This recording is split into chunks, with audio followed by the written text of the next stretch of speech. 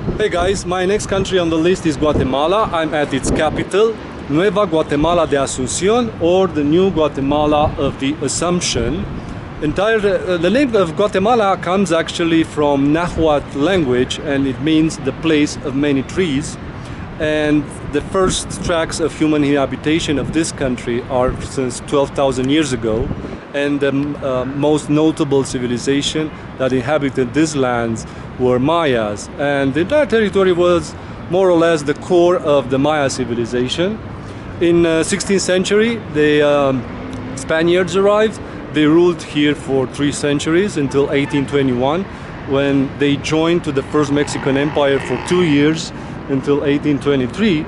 And then they joined to the Federal Republic of Central America until 1841, when it dissolved. They declared their independence in 1847, and since then they are an independent state, but the modern history is characterized mostly by the dictatorships, strifes, civil wars, hurricanes, earthquakes.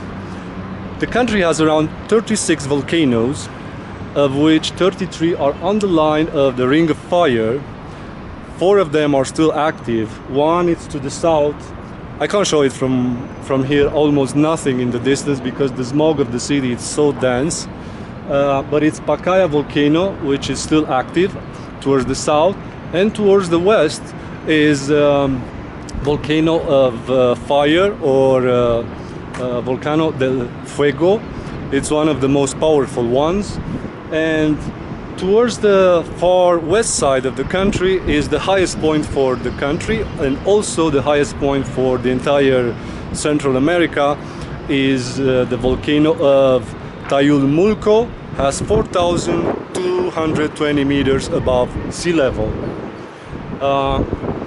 Even today, the country has around more than 70 million inhabitants, from whom more than 40% are descendants of Mayas.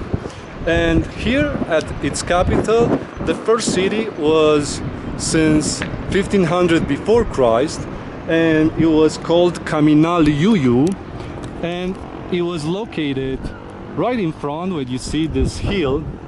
At the base of this hill is not a very awesome archaeological site. Today only shows some mounds of earth, but I mean, it's not that famous as other archaeological sites as Tikal up north of Guatemala.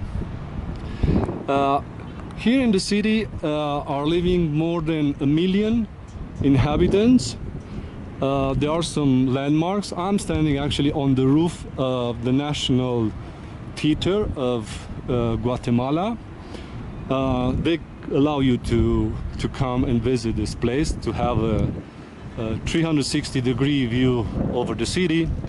And from here you can also see lots of places. The closest one is right in front of us, is Castillo De San Jose. It was built in the middle of 19th century as a strategic point to control this valley on which Guatemala stands. It's called the Valley of Hermitage, and the city was actually founded in the middle of the 18th century. There are lots of churches in this city, mainly Catholics, but they also the Orthodox Church managed to create a pretty huge community. And this church in front of us, it's called the Church of Calvary. From here also you are gonna be able to see the Palace of Justice just in front of us, and more or less this is the city center of Guatemala. I also want to show you one more thing. They paid homage to one of their presidents, Barrios, building a tower, an iron tower. It is in the distance over there, and its base is resembles with Eiffel Tower from Paris, France.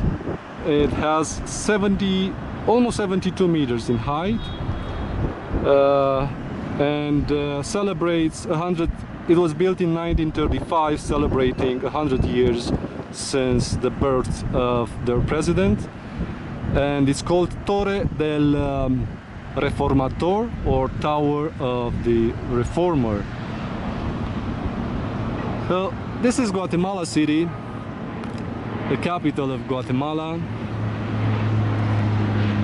and its modern history. Also a very important event was the Civil War that lasted 36 years, from 1960 to 1996, between the rebels and the government backed by US. I will see you next time.